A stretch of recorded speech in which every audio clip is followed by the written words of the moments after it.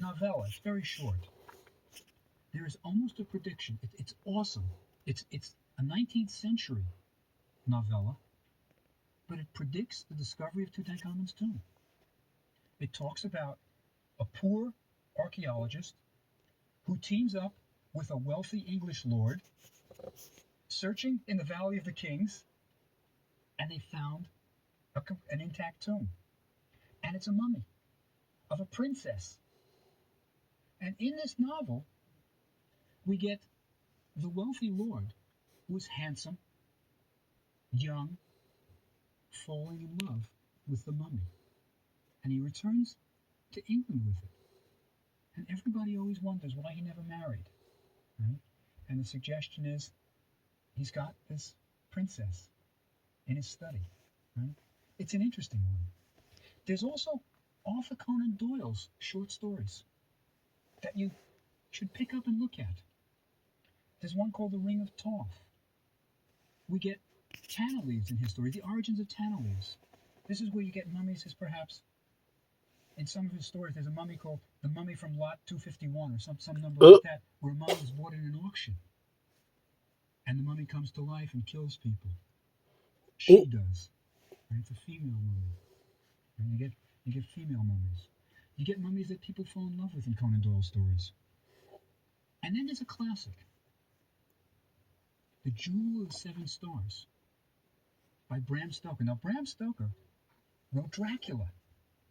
He wrote Dracula. But now, this is true. I have researched Bram Stoker Dracula. Bram Stoker, who wrote Dracula, and it was based on some actual happenings, health scares. Not the vampire, but it was vampire-like. Back then they called it consumption. Today we call it tuberculosis. That's a whole nother video. But what I was going to say in regards to Mr. Doyle, he wrote a lot of novels. I'm not quite sure, but I do believe he wrote Tarzan. And he's also credited for writing the, what was the detective name? Sherlock Holmes mysteries. So yeah, Arthur Doyle. Yeah. I don't want to mess up his name, but the other gentleman wrote a lot of books, including Tarzan and the detective guy, Sherlock Holmes. So I wrote this one, which is about a female mummy with a ring on her hand with her 7 stars in it. She has 7 fingers. It's quite a story. Go back. Some of them are hokey, but you will see Egyptology in them. Bram Stoker was reading about the current excavations. There are stories that involve Egyptology.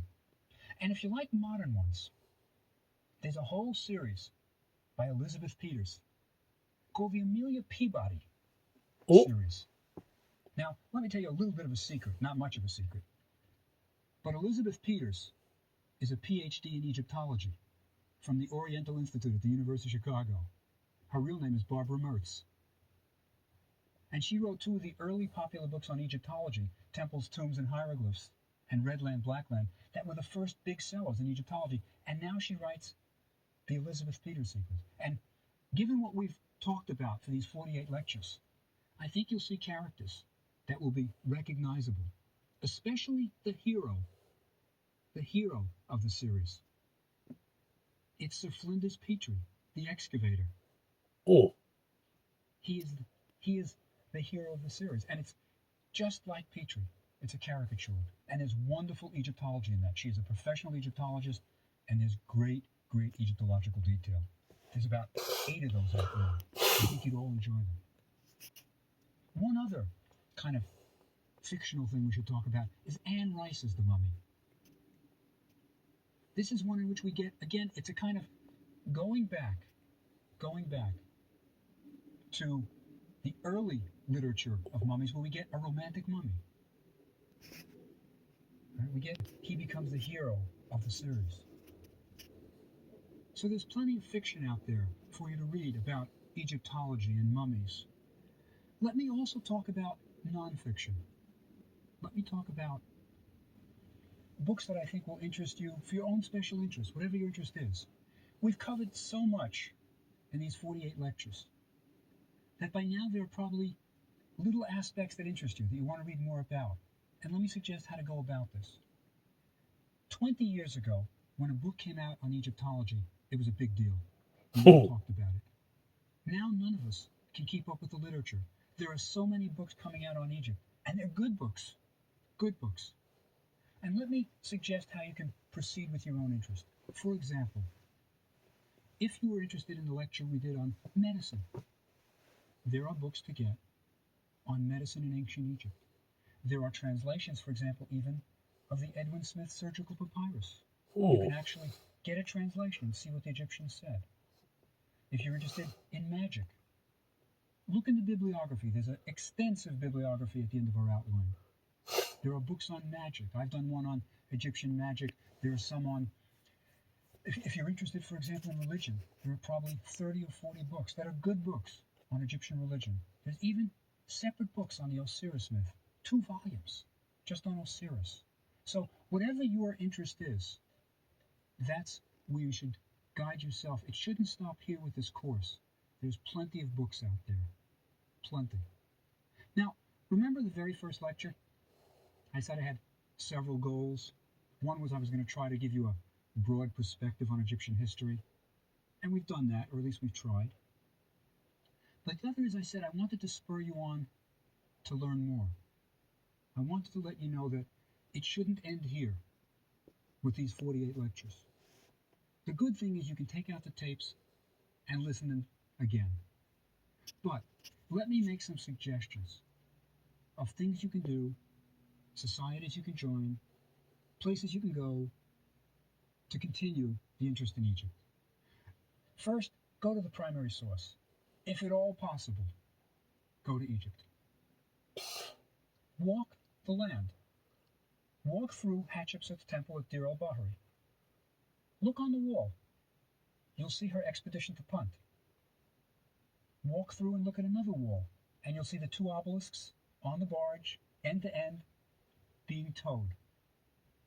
You can go even to the Sinai and visit the turquoise mines where Sneferu sent his expedition. Sneferu. This is real history. If you go to Cairo, of course, on the outskirts of Giza are the pyramids. You'll see the Great Pyramid. But go to the Egyptian Museum in Cairo.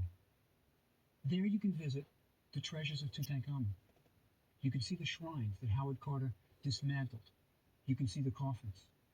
But there's much better things than the treasures of Tutankhamun. Go to a side room where the jewelry is kept. And inside that is another side room. That's where you'll find the silver coffins of the Libyan kings of Tanis. That's where you'll find incredible treasures that no one looks at. Now, if you have time on your Egyptian trip, go south. Go to Thebes, of course. You'll have seen Deir el-Bahari, we talked about that, but there's much more there. Karnak Temple. Look at the history that we've been talking about. Go to Luxor Temple. You can actually walk the path of the OPEC festival. You can walk from Karnak Temple down an avenue of Sphinx through the town, they're just being excavated, to Luxor Temple, where the priests carry the statues of Amenhotep and Khonsu. It's still there. And then go further south. Go to Aswan. And at Aswan, go to Philae, the island where all the Ptolemies built their temples. That's a lot. That is a lot. Well, family,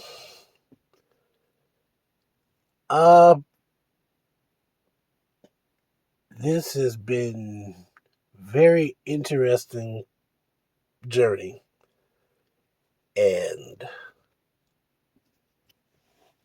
I appreciate you all coming along. So, to wrap this up, you can find this series on Amazon.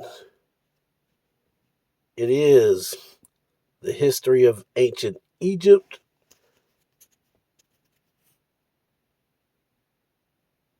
Professor Bob Breyer is your presenter, and it's produced by Great Courses. So, that being said, I've got some other things planned, some other discussions, some other topics I'd like to break down. So come back again, and I'll talk to you later.